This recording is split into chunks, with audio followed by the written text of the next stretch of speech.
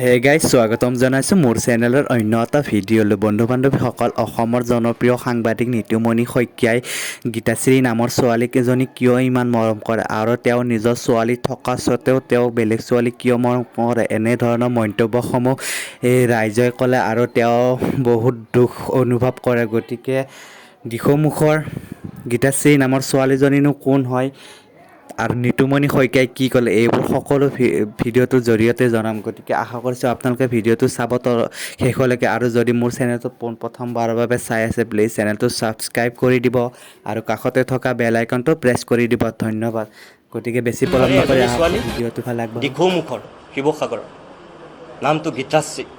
মোৰ ছোৱালীৰ দৰে তাই, যেনেকৈ সেহেঁতকেইজনী মোক ধলা শদিয়াৰ ছোৱালীকেইজনী মোক মাতে, সেই ছোৱালীকেইজনী মোৰ নিজৰ ছোৱালীৰ দৰে। এই গীতাশ্ৰীকো মই পঢ়ুৱাই আছোঁ। পৰীক্ষা দিবলৈ অহাৰ সময়ত মোৰ লগত মৰা এখন ফটোত মানুহে নক'বলগীয়া কথা কৈছে, নাপায়।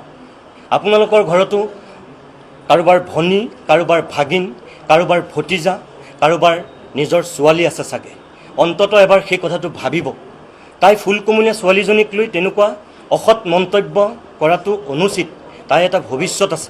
মোক কোনোবাই বেয়া পাওক, মোক কোনোবাই সমালোচনা কৰক, সেইদে বুলি এজন নিৰ্দোষী নিৰপৰাধী ছোৱালীক এনেকৈ চেচ কৰিব নাপায়। আজিও দিল্লী ইউনিভাৰ্চিটিত পঢ়ি আছে বাইহাটাৰ ছোৱালী বৰষা ডেকা, ফিজিক্স মেজৰ পঢ়ি আছে। সেই ছোৱালীজনীৰ লগত মোৰ কি সম্পৰ্ক আপোনালোকে এবাৰ সোধক। তাই ষ্টেণ্ড কৰা ছোৱালী, আজি দিল্লী ইউনিভাৰ্চিটিত ফিজিক্স মেজৰ পঢ়ি আছে। সোধক আপোনালোকে সেই ষ্টেণ্ড কৰা ছোৱালীজনীৰ লগত মোৰ কি সম্পৰ্ক। বিশ্বনাথ চাৰিআলিৰ দীপশিখা ডেকা, দীপশিখা ডেকাৰ মাক দেউতাকক সোধক, দীপশিখাক আপোনালোকে সোধক মোৰ লগত কি সম্পৰ্ক। মোক কোনোবাই মামা বুলি মাতে, কোনোবাই মোক বাবা বুলি মাতে, কোনোবাই মোক পাপু বুলি মাতে। আমাৰ নিজৰ যিজনী ছোৱালী, তেওঁ মোক ডেড বুলি মাতে। গতিকে মোক কোনে কি বুলি মাতিব, মই কাক কি বুলি মাতিম, অন্ততঃ চাগে সেইটো মোৰ এটা অধিকাৰ আছে, অন্ততঃ বা তেওঁলোকৰ অধিকাৰ আছে।